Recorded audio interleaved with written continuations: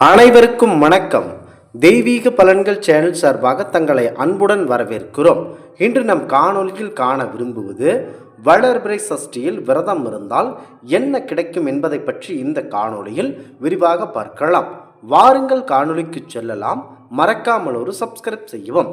திதிகளில் சஷ்டி நட்சத்திரத்தில் கார்த்திகை கிழமைகளில் செவ்வாய் மற்றும் வியாழன் முருகப்பெருமானுக்குரிய வழிபாட்டு நாட்களாக கருதப்படுகிறது. வந்தவனையும் வருகின்ற வல்வினையும் கந்தன் என்ற பெயர் சொல்லி கலங்கிடுமே என அருணகிரிநாதர் பாடியதை போல முருகனின் பெயரை மனதார சொன்னாலேயே அனைத்து துன்பங்களும் ஓடோடிவிடும் என்பார்கள். அப்படி இருக்கையில் முருகனுக்குரிய சஷ்டி திதியில் விரதம் இருந்தால் என்ன பலன் கிடைக்கும் என பார்க்கலாம். சஷ்டியில் இருந்தால் அகப்பையில் வரும் என்பதால் பலரும் குழந்தை இல்லாதவர்கள் குழந்தை வரம் வேண்டி மட்டும் தான் சஷ்டி திதியில் விரதம் இருக்க வேண்டும் என்று நினைத்து கொண்டிருக்கிறார்கள். வளர்பிறை சஷ்டியில் முருகனை வழிபட்டால் என்னவெல்லாம் கிடைக்கும் என்பதை பற்றி தெரிந்து கொள்ளலாம். திதிகளில் 6வது திதியான சஷ்டி திதி மிகவும் சிறப்புக்குரியதாகும்.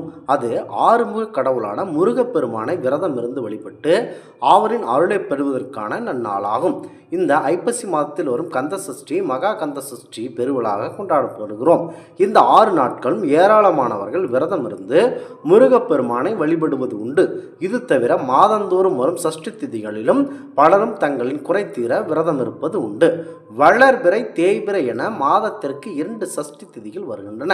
இந்த இரண்டிலுமே விரதம் இருப்பது மிக சிறப்பானதாகும். அப்படி விரதம் இருந்தால் நல்ல பலன் கிடைக்கும். பலரும் தேய்பிறை சஷ்டியில் விரதம் இருந்தால்தான் சிறப்பு என நினைக்கிறார்கள். ஆனால் வளர்பிறை சஷ்டியும் பலவிதமான நன்மைகளை தரக்கூடிய முக்கிய விரத நாட்களாகவே பார்க்கப்படுகிறது. முருகப்பெருமானை வழிபடுபவர் யாராக இருந்தாலும் என்ன கோரிக்கை நிறைவேற வேண்டும் என்றாலும் முருகனை மனதார வேண்டிக் கொண்டு சஷ்டி விரதத்தை இருக்கலாம். சஷ்டி விரதம் இருக்க தூங்குபவர்கள் வளர்பிறை சஷ்டியில் விரதத்தை மேற்கொள்ளலாம். சஷ்டி திதி வரும் நாட்களில் உண்ணாமல் உபவாசமோ அல்லது பால் மற்றும் பழம் மட்டுமே சாப்பிட்டு விரதம் இருந்து முருகன் மந்திரங்களை மனதார சொல்லி வழிபட்டு முருகன் கோவிலுக்கு சென்று தரிசித்து வந்தாலேயே போதும். முருகனின் அருள் தாராளமாக கிடைக்கும். சஷ்டி திதி சில குறிப்பிட்ட நாட்களில் குறிப்பிட்ட திதிகளுடன் இணைந்து வரும்போது கூடுதல் சிறப்பு பெறுகிறது. அந்த வகையில் இந்த வளர்பிறை சஷ்டி மிகப்பெரிய சஷ்டியாகவே பார்க்கப்படுகிறது. தேய்பிறை சஷ்டியில் விரதம் இருப்பதால் கஷ்டங்கள் தீரும் என்பது அனைவருக்கும் நமக்கு தெரியும். அதே போலத்தான் வளர்பிறை சஷ்டியில் விரதம் இருந்தால் வெற்றிகள், மகிழ்ச்சி, ஆன்மீகத்தில் வளர்ச்சி ஆகியவன கிடைக்கும். இந்த நாளில் முருகன் கோவிலுக்கு சென்று வழிபட்டால் மகிழ்ச்சி, செல்வம், அதிர்ஷ்டம் ஆகியவை ஏற்படும். வாழ்வில் எப்படிப்பட்ட தீய சக்திகளின் பிடியில் சிக்கி கடுமையான துன்பத்தில் இருந்தாலும் வளர்பிறை சஷ்டியில் விரதம் இருந்து முருகப்பெருமானை வழிபட்டால் அதிலிருந்து விடுபட முடியும். மாதந்தோறும் வரும் சஷ்டி திதிகளில் விரதம் இருந்தால் சிறப்பான வாழ்வு அமையும். தடைகள் விலகும், மனதில் தைரியமும் பலரும் அதிகரிக்கும். அது மட்டுமின்றி முருகனுக்கும் நமக்கும் இடையே ஒரு ஆன்மீக தொடர்பு அதிகமாக பலப்படும். சஷ்டி திதியில் முழுமையான முருகனை சரணடைந்து விரதம் இருப்பவர்கள் முருகனின் அருளை உங்களுக்கு கண்டிப்பாகவே அருள்வார்.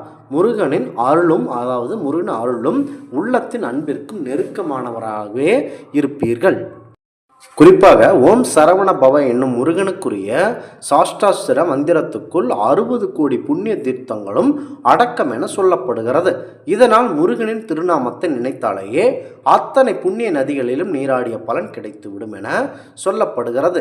எத்தனை விரதங்கள் இருந்தாலும் முருகனுக்குரிய சஷ்டி விரதம்தான் குழந்தை பாக்கியம் தரும் விரதமாகவே சொல்லப்படுகிறது. முக்கியமாக கலியுகத்தின் கண்கண்ட தெய்வமாக போற்றப்படும் முருகப்பெருமானுக்குரிய விரதங்களில் திதிகளின் அடிப்படையில் கடைபிடிக்கப்படும் விரதம் சஷ்டி விரதமாகும். அதாவது திதிகளில் 6வது திதியாகும் அது அமைந்திருக்கும் சஷ்டி திதி ஆறுமுக பெருமானுக்குரியதாக சொல்லப்படுகிறது. பெரும்பாலானவர்கள் ஐப்பசி மாதத்தில் வரும் மகா கந்த சஷ்டி விழாவான 6வது நாட்களில் விரதம் இருந்து முருகனை வழிபடுவார்கள். சஷ்டியில் விரதம் இருந்தால் குழந்தை பேர் நிச்சயம் கொடுக்கும் என்பது ஐதீகம். வளர்பிறை தேய்பிறை என மாதத்திற்கு 2 சஷ்டி திதியில் வரும். இவற்றில் பெரும்பாலானவர்கள் தேய்பிறை சஷ்டியில் தான் விரதம் இருக்கிறார்கள். தேய்பிறை சஷ்டியில் விரதம் இருந்தால்தான் முருகனின் அருள் கிடைக்கும், கஷ்டங்கள் அனைத்தும் தீரும் என நினைத்து கொண்டிருக்கிறார்கள். அதனால் மாதந்தோறும் வரும் சஷ்டி திதி அன்று நாள் முழுவதும் உபவாசம் இருந்து முடியாதவர்கள் பால் மற்றும் பழம் மட்டும் சாப்பிடும் விரதம் இருக்கிறார்கள். முருகனுக்குரிய மந்திரங்களை சொல்லிப்பட்டு மாலையில் விரதத்தை நிறைவு செய்கிறார்கள்.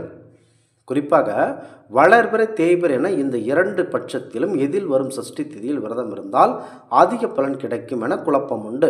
முக்கியமாக மனம் சார்ந்த அவர்கள் தேய்பிறை சஷ்டியிலும் உங்கள் வளர்ச்சிக்கு வளர்பிறை சஷ்டியிலும் விரதம் இருங்கள். இந்த ஆன்மீக தகவல் உங்களுக்கு பிடித்து இருந்தால் தெய்வீக பலன்கள் சேனலை கண்டிப்பாக சப்ஸ்கிரைப் செய்து கொள்ளவும். மீண்டும் ஒரு நல்லதொரு காணொளியில் உங்களை சந்திக்கிறோம். நன்றி, வணக்கம்.